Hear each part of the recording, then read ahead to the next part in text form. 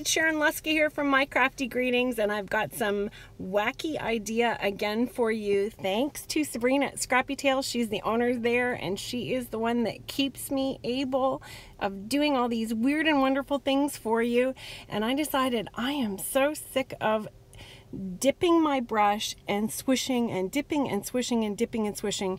I thought there's got to be a way that I can just ink up a whole sheet in one go and not have to keep dipping my brush on that bloomin' ink pad.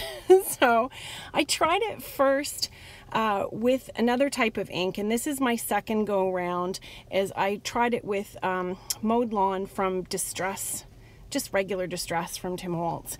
And you can see here I did get a couple of swirls, but once you kind of get the swirls out of the way with this, and I'm gonna say ink it up well and maybe let it dry a little bit once you've worked it into the cloth, and just watch for little drippies and droppies.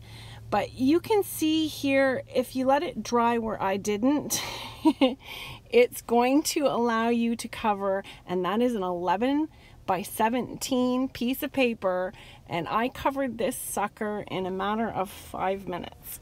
So if you need to ink blend for a lot of cards so you can get some Christmas cards made quickly, this will be your friend. Once you put a little bit of ink, or once you put a little bit of water splatter on this, you won't notice the swirls at all. I'm going to be cutting this up both with die cuts and cutting slips for backgrounds, and you can see as we're going it's getting better and better. So the first little bit you might want to use on a separate piece of paper, but the last little bit when you're ink blending, I'm telling you, this is faster because you don't have to keep rubbing your brush on top of that ink pad. So anyways, I will show you too that I did this with blue, and I used Stampin' Up! Ink directly into the brush, and you can see there's still lots and lots of ink in this brush. This is a game changer, because I'm going to make Christmas cards so fast, and I'm going to show you some of the simplest Scrappy Tails ideas. So this is where I started first, is this brush is done with Pacific Point.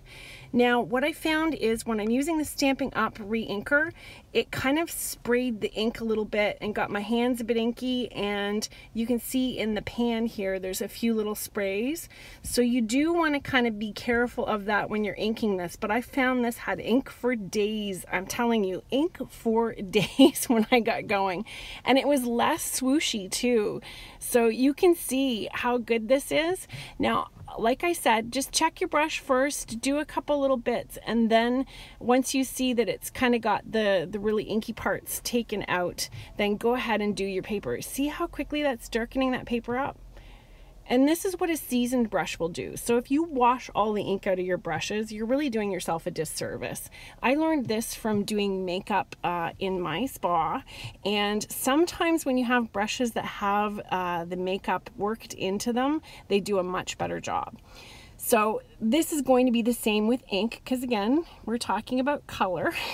And one of the things too that I found with the Tim Holtz stuff, if you have that little sprayer, the refresher sprayer, that helps spread the ink through that little brush. And it's just distress refresher. And once the bristles actually dried, you can see it gives a really, really smooth ink blend, and you can do a really light-handed ink blend.